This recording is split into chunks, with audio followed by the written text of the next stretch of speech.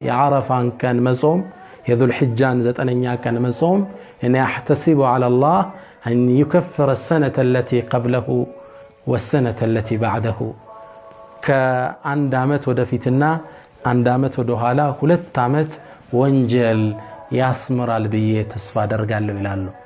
ትልቅ ቀን ነው። እቺን ቀን በጾም እናሳልፋት ነው ዛሬ ከናንተ ፊት ለፊት የምገኘው።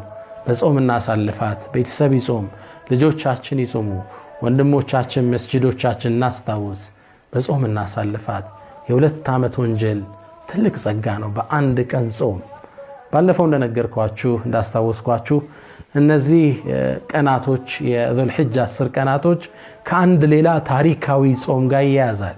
ነብዩላህ ሙሳ አለይሂ ሰላም አላህን ለማናገር አላህ ቀጥሯቸው ነበር። ወዋዓድና ሙሳ 30 ليلة ሙሳንም ልናናግረውና ሊጾም ለ30 ሌሊቶች ቀጠር ነው። فأتممناها ب10 ب10 ሞላናት።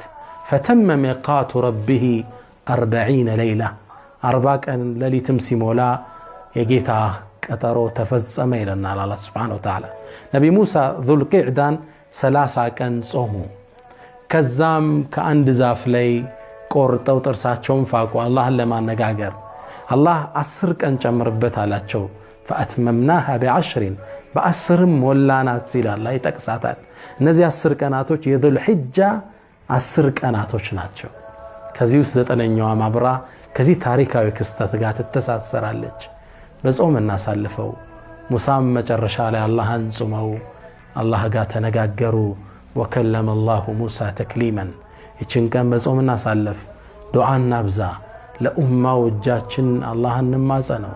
ይሄን ኡማው ወደ ነበረበት ክብር እንዲመልሰው ዱዓ እናድርግ። የጾመኛ ዱዓ አይመለስም። ሰለላሁ ዐለይሂ ወሰለም ባረከ على نبينا محمد። السلام عليكم ورحمة الله تعالى وبركاته.